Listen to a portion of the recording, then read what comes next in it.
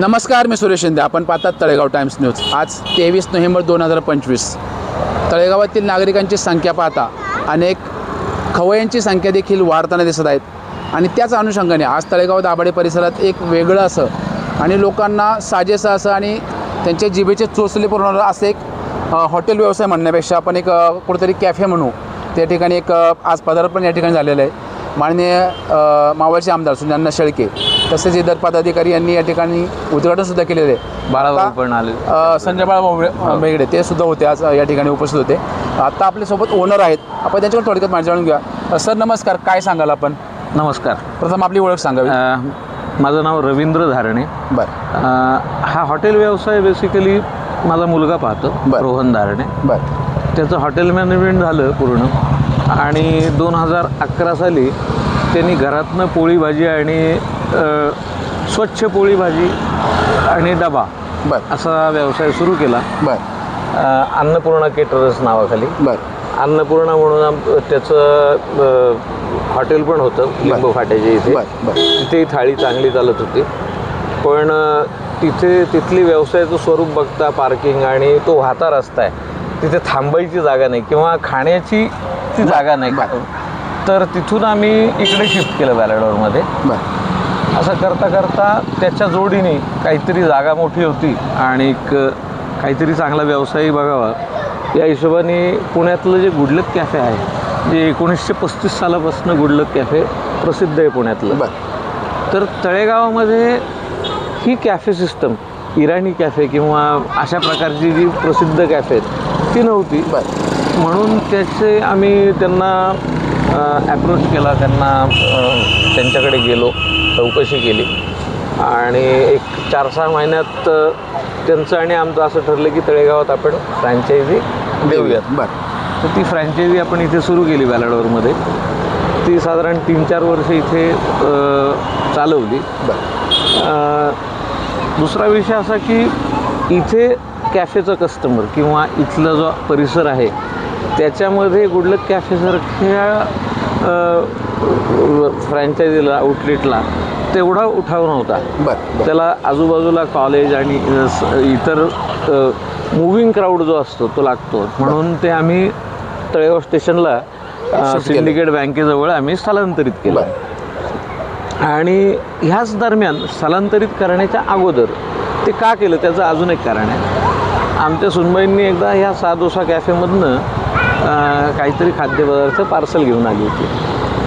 तर ते पार्सल मी ते डोसा खात होतो त्यावेळी मला ते अतिशय भावलं. म्हणलं हे वैशाली रुपाली पुण्यातले जे आहेत त्या क्वालिटीची हे पदार्थ आहेत.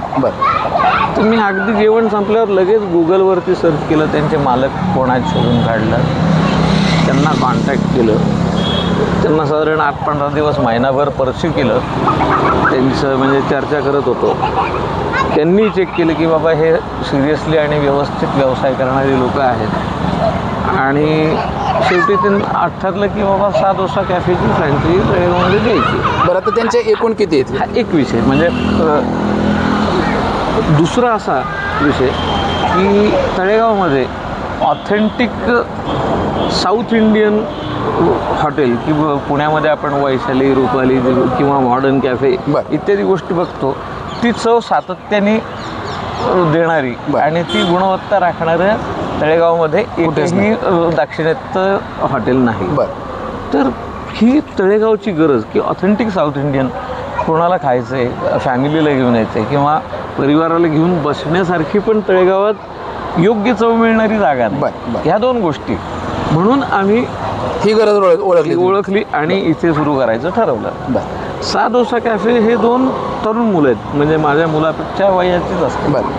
त्यांनी 2016-17 मध्ये दाक्षिणात्य आणि थोडंसं त्यात मॉडर्नायझेशन की हल्ली पिझ्झा आणि तत्सम त्या गोष्टीचं क्रेज आहे, त्याच्यात काही ॲडिशन करून काही प्रयोग करून त्यांनी हे कॅफेची सुरुवात केली.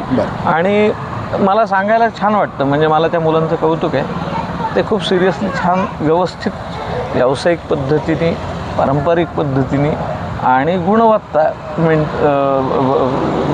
शाबूत ठेवण्यासाठी त्यांचे कष्ट आणि प्रयत्न आणि जे काम करतात. बरं हे जे नाव आहे सा डोसा कॅफे म्हणजे हे काय आहे? त्याच्याबद्दल सा डोसा हे जे दोन तरुण म्हणलं त्यातल्या एकाचं आडनाव आहे संगनवार, ते मूळ तेलंगणातले आहेत. बरं. आणि त्यांचा हा तिकडी व्यवसाय, ते पुण्यातच स्थायिक झाले आहेत पण काही त्यांचे कनेक्शन्समध्ये हा व्यवसाय आहे.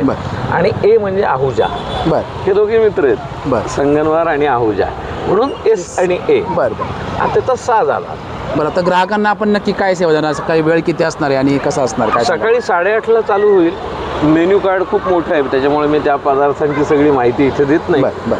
8:30 वाजता सुरू होईल ते रात्री 10:30 वाजता शेवटची ऑर्डर घेतली जाईल. काही कायदेशीर बंधनं असतात त्याच्यामुळे 10:30. अदरवाईज आम्हाला पुढेही चालवायला काही अडचण नाही, पण आपण कायदा पाळून सगळ्या गोष्टी कराव्यात. नक्की सर, खूप छान माहिती दिली. आणि बोला सर, आणखी काय सांगताय? हां, आमच्याकडे एक वैशिष्ट्य असं आहे सा डोसा कॅफेतलं. तुम्ही मेन्यू कार्डामध्ये बघितलं तर मिलिटरी, आर्मी, नेव्ही आणि एअरफोर्स यामधला माणूस जर कोणी इथे आला तर त्याच्याकडे आयडी असेल त्या आर्मीतला. बरं. तर त्याला काही एका माणसाचं काही पदार्थ म्हणजे तो जे सिलेक्ट करतील ते आम्ही पूर्ण मोफत देतो. काहीतरी देशसेवा आपल्या हातनं घडावी. जे 24 तास सीमेवर राबून आपलं रक्षण करतात त्यांच्याप्रती एक काहीतरी उतराई होण्याचा छोटासा प्रयत्न म्हणून ते करतोय आम्ही. बरं, चालेल. ओके सर, धन्यवाद. धन्यवाद.